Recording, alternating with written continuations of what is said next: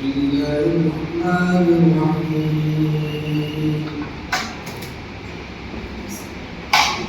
يا أيها الذين آمنوا اتقوا الله ولتنظر نفس ما قدمت لغد واتقوا الله إن الله خبير بما تعملون ولا تكونوا كالذين نسوا الله فأنساهم أنفسهم أولئك هم الفاسقون صدق الله العظيم. اے لوگوں جو ایمان لائے ہو اللہ سے اور ہر شخص یہ دیکھے کہ اس نے کل کے لیے کیا سامان کیا. اللہ سے ڈرتے رہو تاکہ تمہارے اعمال سے باخبر ہے جو تم کرتے ہو. ان لوگوں کی طرح نہ ہو جاؤ جو اللہ خوش ہے. اللہ نے انہیں اپنا بنا دیا. یہی لوگ کا چمتکار ہے.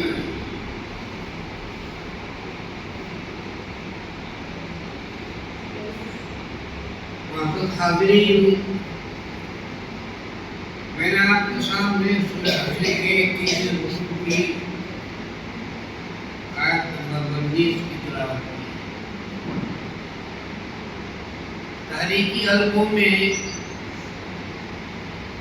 ان دو آیاتوں پر بارہا آپ لوگوں نے درس سنا ہوگا. مختصر سی آیت میں اللہ تعالیٰ نے ہمیں 4 نصیحتیں کی ہیں. پہلی نصیحت ایمان ہے. دوسری نصیحت تقویٰ ہے. تیسری نصیحت قیامت ہے. چوتھی نصیحت ذکر مع الفکر. میں ان تمام کی مختصراً توضیح و تشریح بیان کروں.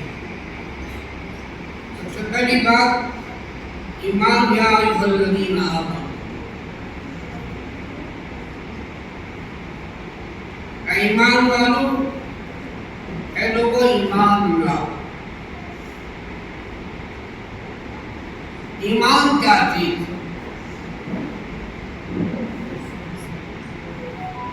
اللہ پر ایمان، رسول پر ایمان، قرآن پر ایمان، آخرت پر ایمان.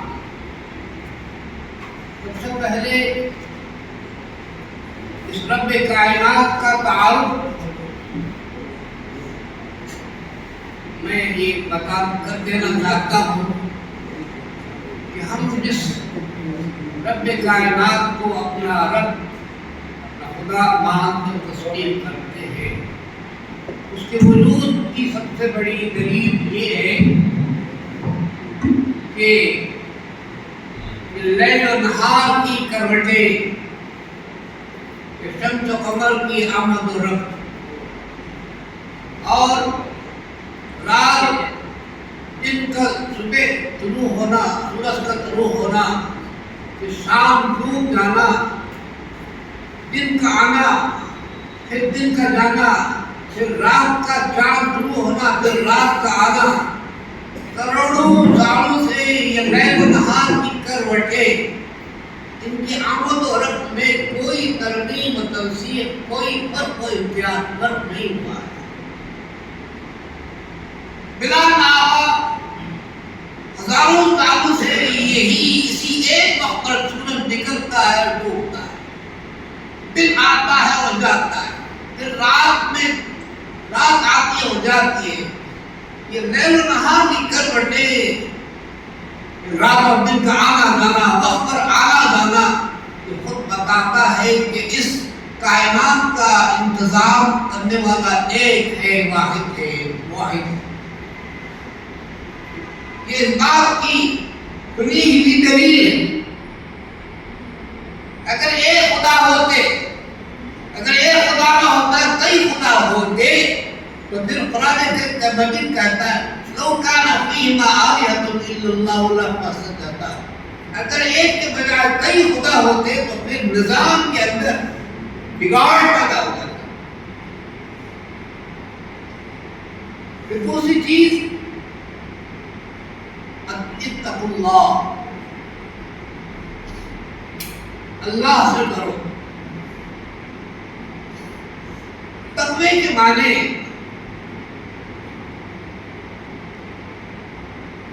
حضور صلی اللہ علیہ وسلم نے فرمایا التقوی ہا ہونا، التقوی ہا ہونا،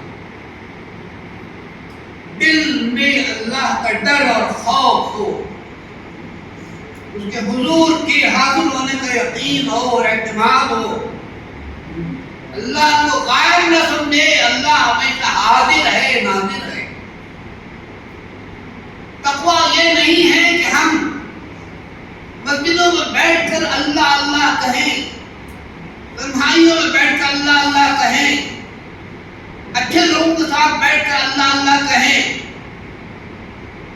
تقوی یہ ہے کہ آپ فتنہ فساد کے موقع پر، برائیوں کے طوفان میں، برائیوں کے دلدل میں، برے ماحول میں اپنے آپ کو، اپنے زمین کو، اپنے نفس کو برائیوں سے پاک رکھیں، اسی کو ڈرنا کہتے ہیں۔ پھر تیسری بات بتائی گئی وَتَنْظُرْ نَفْسٌ مَا قَدَّمَتْ لِغَدٍ، یہاں لفظ غد اللہ تعالیٰ نے آخرت کے لیے استعمال کیا ہے۔ وَتَنْظُرْ نَفْسٌ مَا قَدَّمَتْ لِغَدٍ، لوگوں کل کے لیے، قیامت کے لیے تم نے کیا تحفہ تیار کر رکھا ہے، کیا تیاری کی، اس پر کڑی نظر رکھو۔ تو قرآن مجید آخرت کو یہاں غبن کے نام سے تعبیر کرتا ہے۔ تو اس سے یہ معلوم ہوا کہ دنیا آج ہے اور قیامت کل ہے، اور یہ آج اس کل کی تیاری کے لیے دیا گیا ہے۔ اس آج کی نہیں، اس آج سے زیادہ اس کل کی فکر کرنی چاہیے۔ انبیاء کرام، اولیاء کرام، بزرگان دین نے ہمیشہ اس آج اور اس کل کو ترجیح دی ہے۔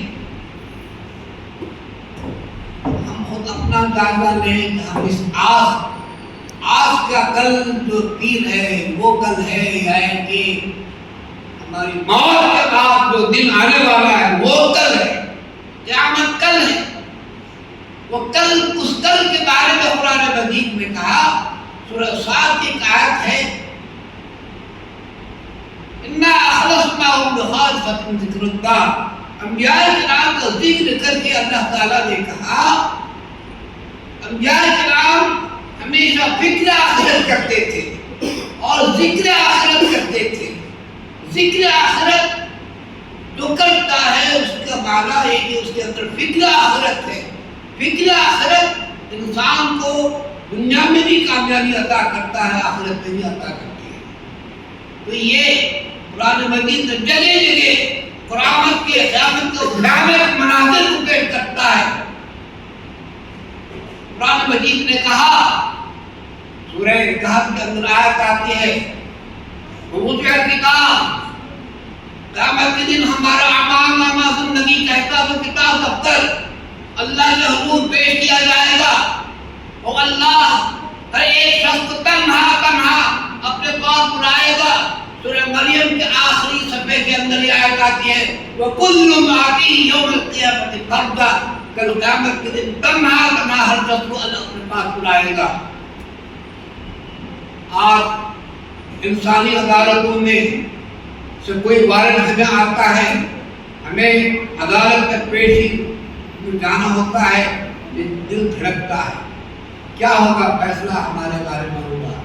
وہ رب کائنات، وہ سلطان کائنات، وہ مالک ارض و سما کی عدالت میں کل قیامت کے دن اللہ ہمیں بلائے گا، اور فرشتے ہمارا نامہ اعمال اکرام الکاتبین جو ہر شخص کے دائیں بائیں جانب ہونے پر ہمارا حساب و کتاب دن اور رات روشنی اور تاریخ کو لکھتے جا رہے ہیں، وہ امام اللہ کے سامنے پیش کیا جائے گا اور اللہ ہوگا اور ہم ہوں گے، حساب و کتاب حاضر ہوگا۔ میری بہنوں میرے بھائیوں، اس ایک تصور کو ہم ذہن میں رکھیں، ہماری زندگی یقیناً بندگی بن جائے گی، ہماری زندگی گندگیوں سے پاک ہو جائے گی، ہماری زندگی مثالی زندگی ہوگی، واقعتاً نبی کریم صلی اللہ علیہ وسلم کو سچے اور پکے امتی بن جائے گی۔ قرآن مجید میں سورہ انفطار میں کہا لمن الملک اليوم، قیامت کے دن اللہ تعالیٰ تمام دنیا کے تخت تاج کے مالک شہنشاہوں سے کہے گا اے الجبارون، کہاں ہے متکبر کرنے والے، اے المتکبرون، کہاں ہے لمن الملک اليوم، آج اس کی بادشاہ تمام بادشاہوں کو بلایا جائے گا، ان کے پاس کچھ نہیں ہوگا۔ تمام ہماری موت آنے سے پہلے اللہ تعالیٰ کے سامنے حاضر ہونے اور اپنی زندگی کا حساب کتاب دینے کا یہ احتساب ہمیں ہر دم، ہر وقت، ہر جگہ، دن میں ہو یا رات میں ہو، اس کا احتساب ہمیں کرنا ہوگا، اس لیے کہ ہم کو مرنا ہے۔ انبیاء کرام، اولیاء کرام، تمام بزرگان دین نے اس آج کو اس کل پر قربان کیا ہے، اس آج کو اس دنیا کو اس کل پر قربان کیا ہے، آخرت کے خاطر اس دنیا کو فنا کر دیا، آخرت کو ترجیح دی، اور آج ہمارا معاشرہ یہ ہے کہ اس کل پر اس آج پر قربان کرنے ترجیح دے رہے ہیں۔ فرق یہی اگر یہ عقیدہ ہمارے دل و دماغ میں مستحضر ہو، حاضر ہو، یقیناً ہماری زندگی تاریکیوں میں بھی، اندھیری میں بھی، اجالوں میں بھی ایک ہوگی، مومنانہ زندگی ہوگی۔ سورہ جاثیہ میں 31 رکوع میں ایک وحشتناک منظر اللہ تعالیٰ پیش کرتا ہے، وَتَرَىٰ كُلَّ أُمَّةٍ جَاثِيَةٍ، تمام انسانوں کو، تمام لوگوں کو، قوموں کو اللہ تعالیٰ بلائے گا، امتوں کو بلائے گا، تمام کے تمام گھٹنوں کے بل اللہ کے سامنے حاضر ہوں گے۔ كُلُّ أُمَّةٍ تُدْعَىٰ إِلَىٰ كِتَابِهَا، تمام لوگوں کو ان کے نامہ اعمال کی طرف بلائیں گے، آئیے نامہ اعمال دیکھیے، الْيَوْمَ تُجْزَوْنَ بِمَا كُنتُمْ تَعْمَلُونَ، تم نے دنیا میں جو کام کیے تھے آج اس کی جزا و سزا تمہیں ملنے والی ہے۔ میری بہنوں، میرے بھائیوں، ہماری زندگیوں میں فکر آخرت، ذکر آخرت ہو، یقیناً ہماری زندگی بندگی بنے گی، ورنہ پھر قدم قدم پر دنیا میں بھی شرمندگی، آخرت میں بھی شرمندگی، دنیا میں بھی گندگی۔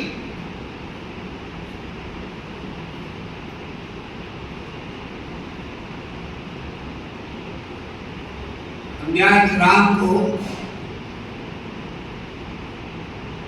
مخلص اللہ نے کہا، ایک ہم مخلص ہیں، ایک مخلص ہے۔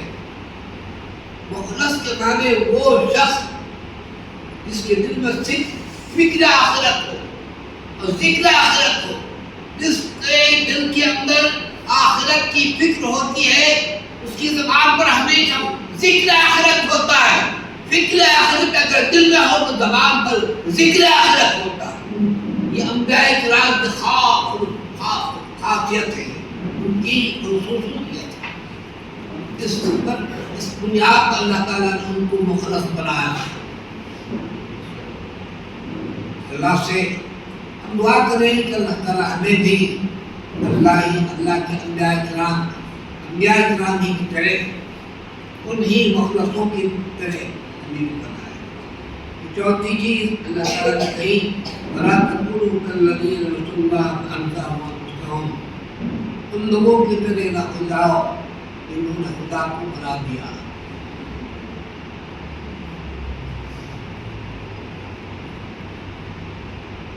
قرآن مجید میں سورہ توبہ میں 7ویں رکوع میں منافقین کی صفتیں بیان کرتے ہوئے بیان کیا والمنافقون والمنافقات بعضهم من بعض يأمرون بالمنكر وينهون عن المعروف ويقبضون أيديهم نسوا الله فنسيهم. منافقین کی علامتیں کیا ہیں؟ آپس میں ایک دوسرے کے ہم خیال ہوتے ہیں، ہم فکر ہوتے ہیں، اور ان کی زندگی کا مقصد دنیاوی کامیابی کا منانی ہے. آپس میں ایک دوسرے کے دوست ہیں.